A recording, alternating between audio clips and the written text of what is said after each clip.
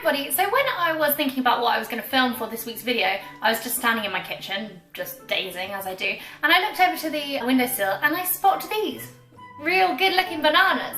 Basically, I'm lucky enough that my dad is really good friends with a lot of people that work in the Covent Garden fruit and veg market, which means he gets unreal amounts of fruit and vegetables given to him. So when he came to see me last weekend, he brought me about a ton of bananas, and I do love bananas and I've got through a lot of them, but these were the poor sods left over, and I thought, you know what, you can't throw those away. Bananas that are this brown are really good for cooking. So I decided that I'm going to make some banana bread with them. I did actually make this last week as well, and I did it with a food blender, and I thought this was so easy. So I thought I'm going to do this again, but this time I'm going to use a bowl to make it a bit harder for myself and just a bit more less boring, really. So honestly, if you have bananas like this in your house, there is nothing wrong with them. Make some banana bread, make some banana cakes or some sort of banana recipe, because these are literally perfect for what we need them for. And I actually only need 2, so let's eliminate 1.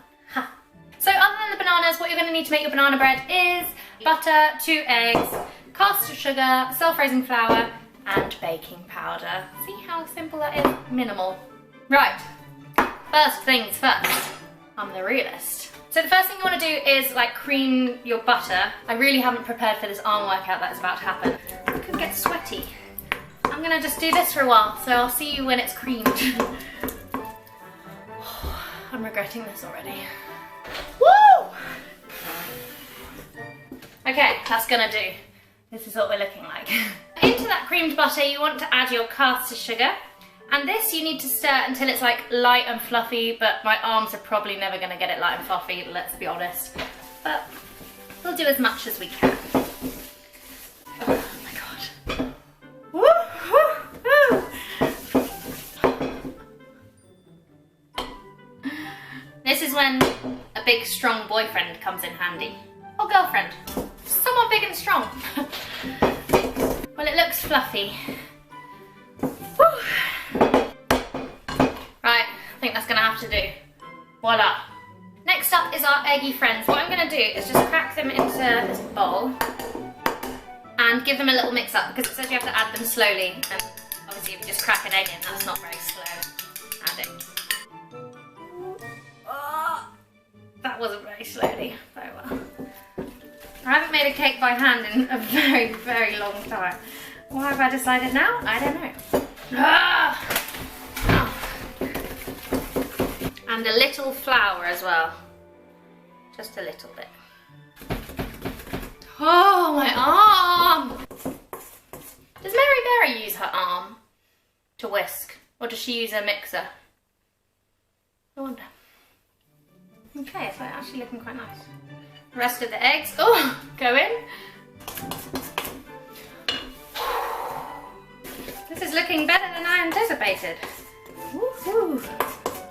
Okay, alright, that'll do. Oh, next we need a teaspoon of baking powder.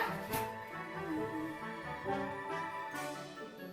it goes. That was a bit more than a teaspoon. That's okay. And then you need to fold in the rest of your flour. Just dump it all in, why not? Let it be. Oh my god, I need a break. Come on, you can do this. I feel like if you mix something by hand, you're probably going to be more proud of it and show it off to your friends, like when they're like, oh my god, this banana bread is delicious, and you're like, I didn't even use a mixer, I used my arm muscles.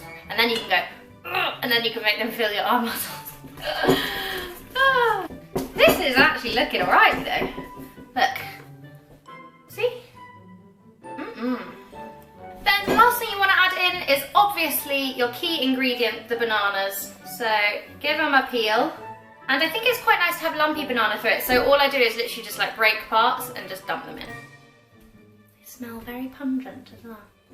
So yeah, you just break your banana into there and just keep stirring again until they've all sort of mushed up. Oh god.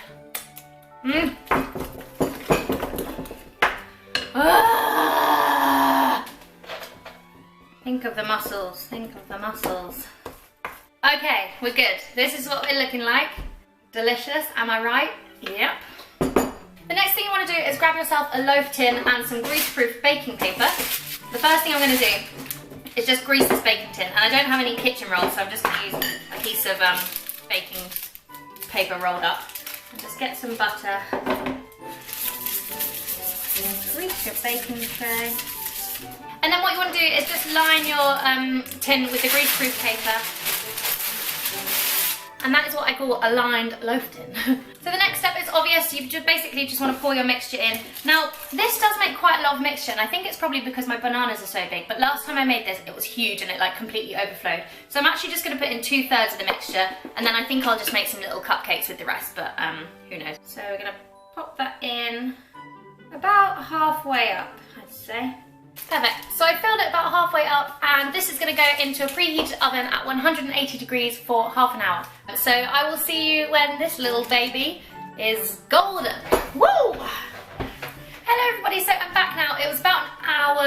I think the banana bread was in for about 40 minutes actually, instead of half an hour, but I guess it depends on your oven. And then I've just let it cool on a wire rack. With all the excess butter, I decided to make 4 little banana cupcakes as well, which are cute. But this is what the bread's looking like. And it is still quite warm, and I've done that intentionally because I want to do like a glaze over the top, so I kind of want it to melt over it anyway. So what I've got here is just 50 grams of icing sugar and some water. Basically, I'm just going to pop the water into the icing sugar until we're quite a drizzly consistency. And you want it drizzlier than you would have for normal cupcakes. About this, I think. And then all you want to just do is get a cake and just drizzle over the top. You can let it pour off. It's just going to be basically a glaze, so it doesn't matter too much. Just giving it a real drizzle. Oh, I'm going to nibble this corner off. Oh my god, it's so nice! Mmm!